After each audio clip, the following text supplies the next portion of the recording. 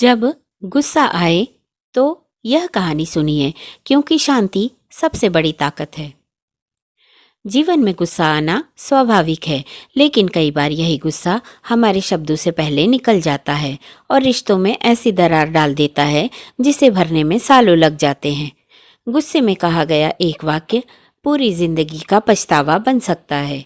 आज की कहानी उसी गुस्से के बारे में है जो भीतर की आग की तरह जलता है और अगर समय पर न समझा जाए तो इंसान को ही जला देता है। आप देख रहे हैं खुशबू वाली बातें, जहां कहानियां सिर्फ सुनाई नहीं जाती बल्कि दिल को छू जाती हैं। यहाँ हर बात में थोड़ी शांति, थोड़ी सीख और बहुत सारा सुकून छिपा होता है। अगर आप भी अपने मन को समझना चाहते हैं तो इस सफ़र में हमारे साथ बने रहिए। एक छोटे से गांव में अमित नाम का युवक रहता था। मेहनती था, ईमानदार था, लेकिन उसका स्वभाव सब पर भारी पड़ता था। गुस्सा, जरा सी बात पर ऊंची आवाज हो जाती, शब्द तीखे हो जाते और बाद में वही शब्द उसे भीतर से तोड़ते रहते।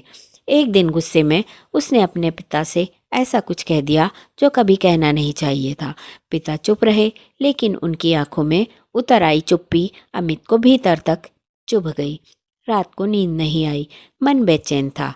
अगली सुबह गांव के बाहर एक बूढ़े साधु के पास पहुंचा।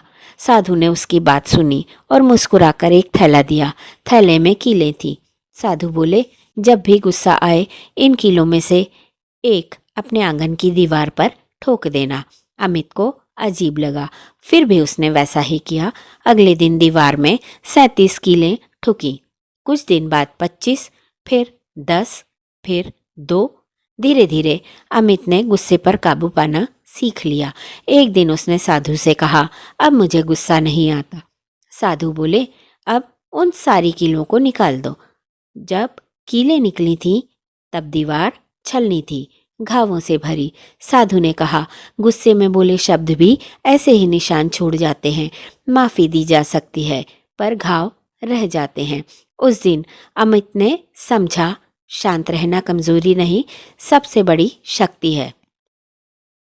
गुस्सा आए तो एक पल रुकिए, सांस लीजिए, क्योंकि उस एक पल की शांति कई जिंदगियां बचा सकता है। अगर यह कहानी आपके मन को छू गई हो तो इसे दूसरों तक ज़रूर पहुंचाइए। खुशबू वाली बातें को सब्सक्राइब कीजिए, क्योंकि यहाँ हर कहानी दिल के लिए एक मरहम है। तो प्यारे दर्शकों, आपसे एक सवाल, जब आपको गुस्सा आता है तब आप क्या करते हैं? बोल देते हैं या खुद को समझाते हैं? कमेंट में ज़रूर लिखिए। जय श्री राम।